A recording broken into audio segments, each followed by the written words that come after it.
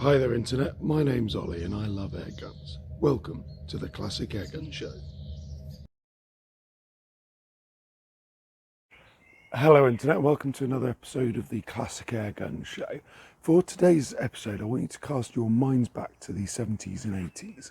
Now if you're in the market for a really quality spring powered air rifle, but you didn't really fancy a Weihrauch, a BSA or a Webley, there was another alternative. The Feinwerkbau or FWB Sport. Now, this rifle, which was produced from 1973 through to 1986, is probably a little bit of an enigma compared to the more popular Weihrauchs, I say BSAs or Webleys of the same period. However, it was very popular in its own right, and nearly 61,000 were produced within that time period. But when I think of this, and I do think of this as one of the quintessential defining early spring air guns that really sort of helped to revolutionise and help air gunning be seen as an adult pastime. But also I really think about this rifle in terms of the contribution it made to sort of technology over raw brute power. And what I mean by that is when you actually look at the air gun scene in the United States, where obviously they weren't restricted by the 12-foot pounds that you would have been in the UK. By the early 70s, there were a number of rifles, like sort of Weihrauch with its 35 or BSF, that were knocking on the door of 800 feet per second in 177. But along came the FWB and absolutely smashed past that. It went past 800 to spare. It was able to achieve speeds of up to 830 feet per second in 177. Now, what was really interesting is it did that despite actually being easier to cock and being lighter than its competitors.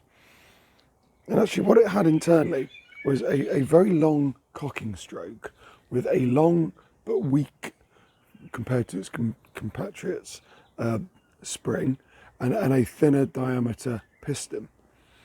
And crucially, it had sort of a piston, parachute style piston seal, which all made use of the air that was available. So in real terms, the insides of the FWB were far more efficient than those of its competitors, and particularly the HW35.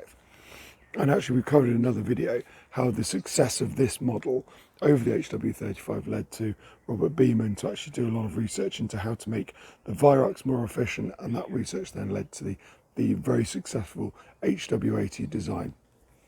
But this was the rifle that really proved actually that efficiency and design was always going to win over brute power and just sticking a big spring in a heavy air gun.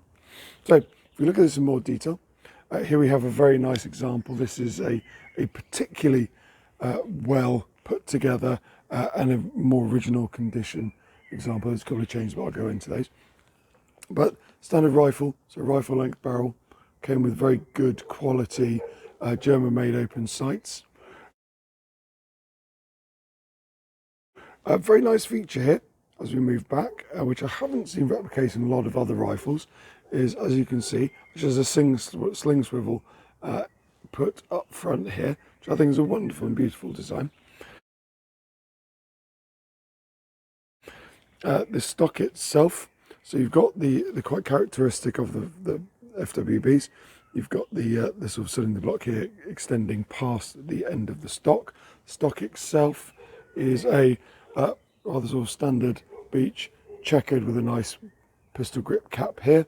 There was a deluxe version as well.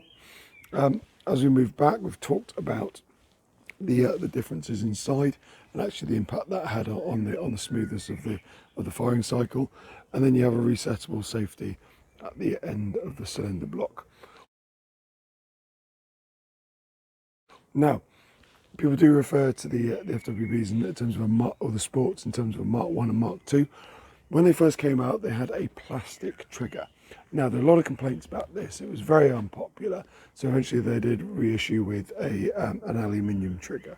Now, it's fair to say that this is where Weihrauch still scored over the sport. So, although I don't mind this trigger, I know some people do speak quite disparagingly of it, and it's appropriate to say that, but it's easy to, or rather simple to say that it's not the equal of the Viroc record unit. But actually I've always found these shoot really well. But in terms of shooting, the barrel on the FWBs is fantastic, and actually particularly the 177. But people don't speak as glowingly about the 2.2. But I've had fantastic results with the 2.2 as well. So I think they're both very high quality rifles, very high quality rifling in the barrels themselves. This, as I say, this is a very pristine example. So actually when I got this, there was still sort of maker's grease in the grooves. They're sharp to the touch. So I'm not going to put a scope on this because I don't want to ruin that exceptional sort of factory finish. And actually if you look at the wood here, you can see that there's even still that sort of rough machine work mark straight from the factory on this as well. So the only two sort of non-original bits I've got on this particular rifle, so it's got a sort of brass trigger and matching stock bolts, which again, because it was the early models, had the plastic, and even the later aluminium wasn't great. I'm actually quite happy to have that addition. So the rifles themselves, as I say, in terms of sort of availability, getting hold of them, they do come up second hand. It's rare to find one in this exceptional condition, but they are available. I've seen them at auctions. They do pop up on sort of Gun Trader and Gunstar.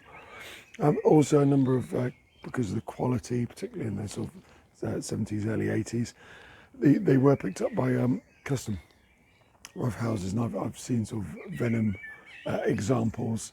And actually they have some quite interesting stocks, and actually I've seen very ornately engraved versions of these as well.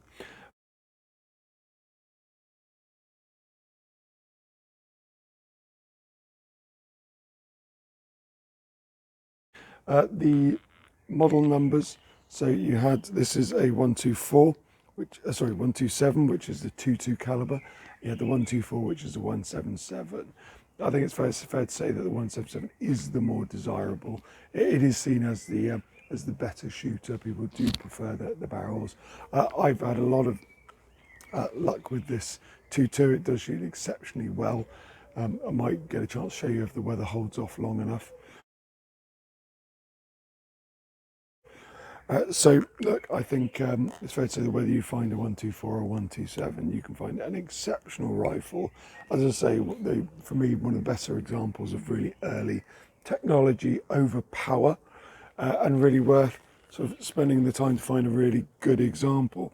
And I think the air rifles that followed, so the HW80, the 77 onto the TX200, really owe a lot to a lot of the design principles that were found in this rifle.